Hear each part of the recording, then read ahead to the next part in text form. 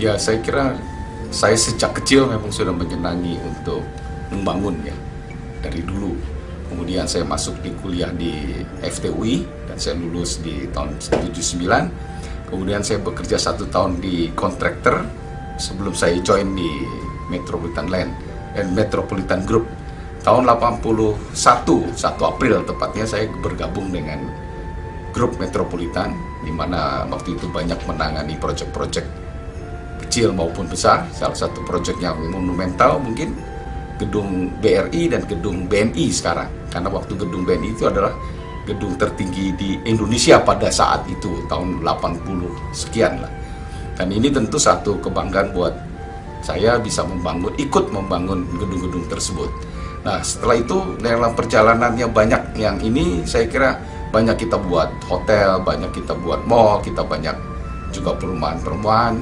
Sampai tahun 94 kita mendirikan PT Metropolitan Land. Itu joint venture antara Metropolitan Group dengan GIC Singapura, di mana saat itu 96 GIC masuk ke dalam Metropolitan Land, dan pada saat itu tahun 98 kita mengalami krisis yang saya kira yang luar biasa, dan kita juga survive, dan memang harus survive, sehingga pada tahun 2011 ini kita bisa lakukan IPO pada tahun 2 Juni 2011, dan itu saya kira satu momen-momen penting buat Metropolitan Land. Dan pada saat ini karena Metropolitan Land sudah dimiliki oleh publik, ya kami berharap Metropolitan Land bisa menjadi salah satu pemain properti yang baik di Indonesia.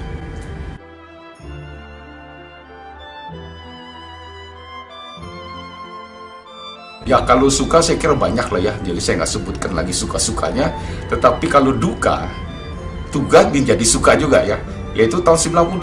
Saya kira itu adalah pengalaman yang luar biasa, dan saya berharap pengalaman ini sekali saja, karena tahun 98 itu krisis Indonesia, di mana hampir 90% perusahaan di Indonesia itu mengalami masuk rumah sakit, termasuk Medland masuk rumah sakit.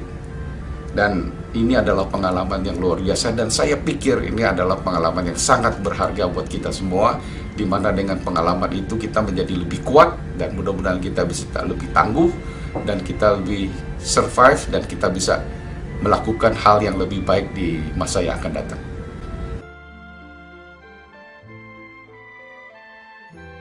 Dan saya kira kegagalan biasa-biasa saja ya. Kalau orang gagal, dia mesti bangun lagi, dia mesti bangkit lagi. Sehingga sukses itu kan terdiri dari kecil-kecil sukses. Sukses yang besar terdiri pada sukses-sukses yang kecil. Dan saya menganut pola kita harus pantang menyerah. Gagal bangun. Kalau orang seperti anak, saya kira jatuh bangun. Mungkin jatuh bangun tuh ribuan kali atau jutaan kali, tetapi anak kecil tetap dia lakukan jatuh bangun, dan itu kita cerminkan dengan pantang menyerah. Jadi orang tidak boleh menyerah pada saat dia kegagalan, karena orang diukur kesuksesan adalah pada saat dia jatuh. Kalau pada saat dia sukses, orang biasa-biasa saja, oh dia baik. Tetapi pada saat dia jatuh dan dia bangkit lagi, saya kira itulah ukuran daripada kesuksesan.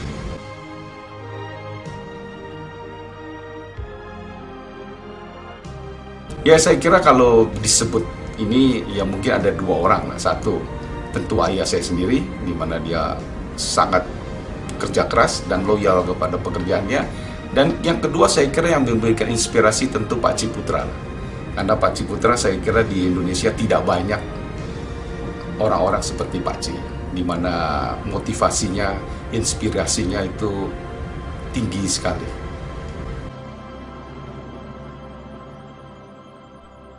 Saya kira seorang pemimpin yang pertama tentu dia harus menjadi contoh kepada yang lain, dan kedua dia harus mempunyai keberanian untuk memimpin, karena banyak pemimpin yang tidak berani untuk membuat keputusan, padahal keputusan itu penting. Meskipun keputusan itu mungkin salah di masa-masa yang akan datang. Saya sering bikin keputusan hari ini betul, tapi mungkin bulan depan bisa salah, tetapi kita harus berani ngambil satu keputusan. Dan yang ketiga, saya kira kita harus di luar berani ya, kita harus memiliki semangat yang tinggi. Karena semangat itu mencerminkan contoh daripada pemimpin. Kalau pemimpinnya loyo, ya saya kira yang dipimpin loyo semua. Jadi harus memiliki semangat. Dan pemimpin itu harus mencerminkan juga kerja keras. Kita harus contohkan bahwa kita harus bersedia kerja keras. Kemudian yang lain adalah optimisme. Banyak pemimpin yang pesimis, berpikir negatif. Tapi saya kira kita harus berpikir positif dan melihat secara optimis. Karena satu persoalan selalu bisa dilihat dari sisi negatif dan bisa dilihat dari sisi positif. Untuk itu saya kira sisi positif harus kita lihat dari kacamata ini. Kalau kita lihat kacamata optimis, semua akan optimis. Kalau kita lihat kacamata negatif, semua akan jadi negatif. Dan seorang pemimpin saya kira dia harus menjadi kuat di dalam optimisme. Terus yang terakhir saya sudah sebutkan tadi bahwa seorang pemimpin harus pantang menyerah. Pantang menyerah ini adalah satu hal harus menjadi karakter semua orang, bukan pemimpinnya saja, tetapi pemimpin dan orang yang dipimpin itu pun harus memiliki sifat pantang menyerah. Dan hal ini akan membawa dampak yang luar biasa kepada satu organisasi. Dan saya berharap Medland, semua orang-orang Medland itu memiliki karakter pantang menyerah.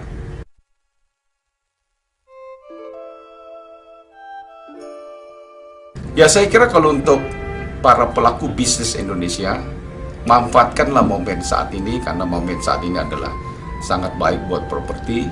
Kemudian juga buatlah produk-produk yang bisa diserap oleh pasar, dan jangan lupa kualitas produk yang bagus, sehingga pembeli senang, pembeli juga bisa melihat bahwa uang yang dikeluarkan itu pantas dia mendapatkan kualitas yang bagus. Jadi saya kira manfaatkanlah momen-momen yang baik ini.